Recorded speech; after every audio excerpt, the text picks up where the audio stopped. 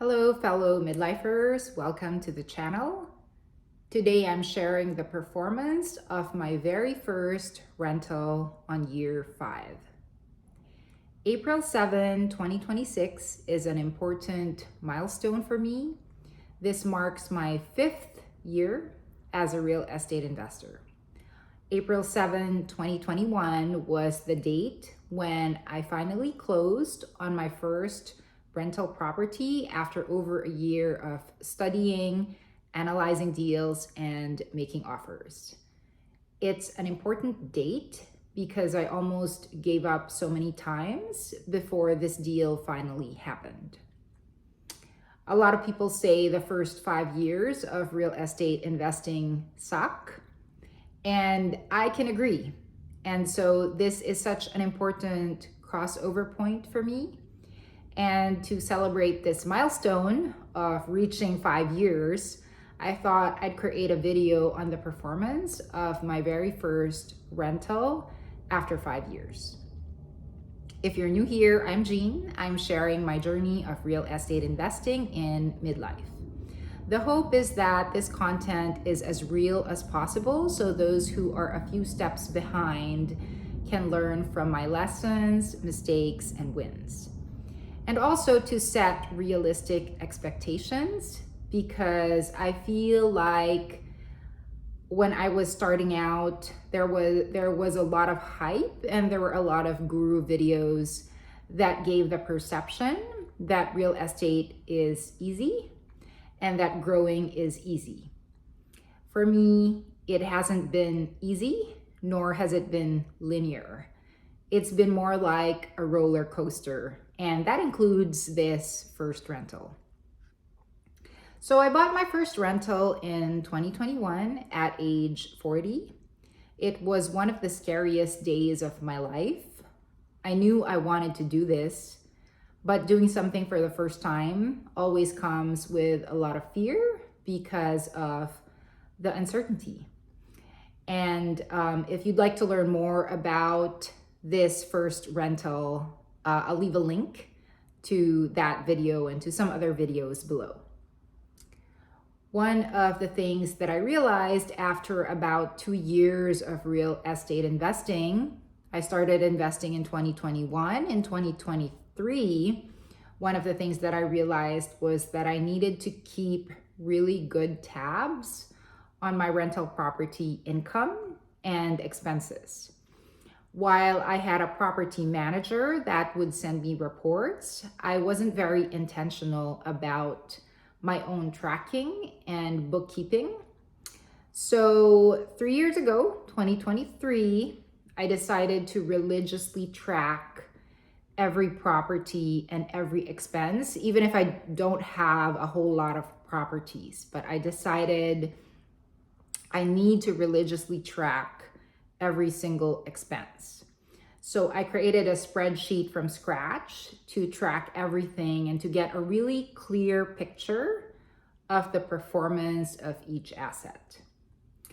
And at the end of every year, I would make projections and plan what I think my income and expenses will be for each property for the next year. And I can see the portfolio performance of income and expenses. So property performance and portfolio performance. Then every month I update the spreadsheet so that I can see everything that comes in and everything that comes out. So in 2025, I was planning for this at the end of 2024. I projected that in 2025, I projected flat rent growth. I knew that rents were softening in my market, and so I didn't really plan on doing any rent increases. It was more important for me to manage turnover and to not have turnover if I could help it, especially with a tenant that pays on time and takes really good care of the property. I did budget for maintenance, vacancy, and CapEx. Then, of course, there's insurance and taxes. And I want to know what my NOI is net operating expenses. How much does it cost to operate the property before the debt? In this way, it's easy to see and analyze if eventually I would like to think about paying off the debt early. So my NOI was around 8,000 and my operational expenses were 46% of my gross rents. Then after the NOI, there's the debt and the net cash flow projection. You'll see here my down payment and acquisition costs in 2021 and the cash on cash return projection in 2025, year 5.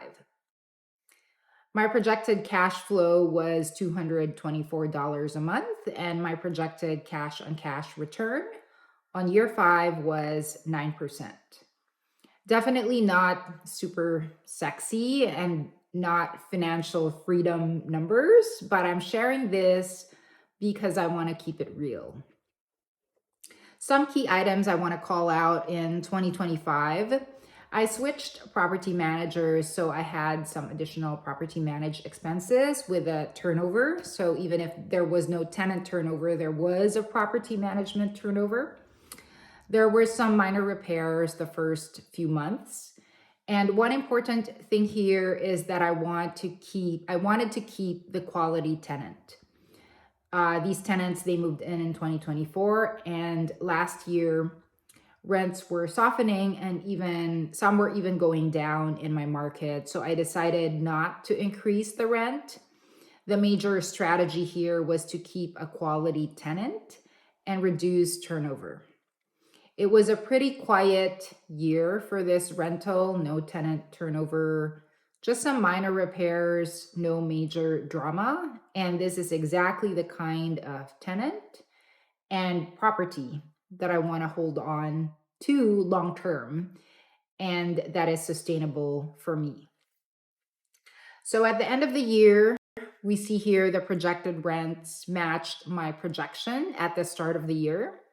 The NOI was much higher because there was no vacancy, no tenant turnover, and not much repairs last year. It came out to be 10,000 instead of 8,000.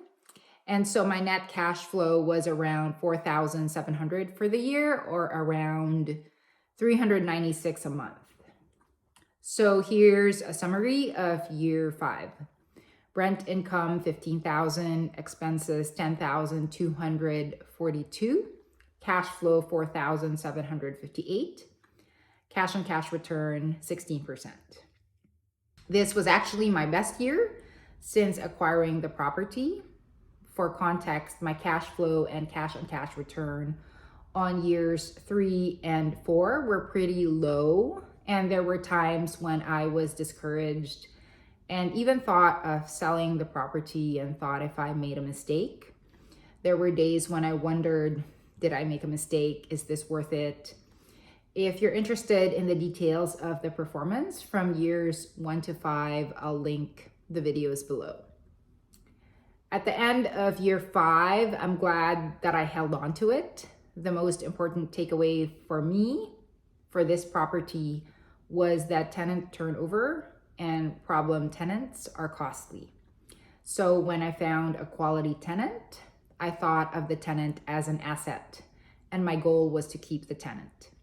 I think that was a major factor in the performance of this property in year 5.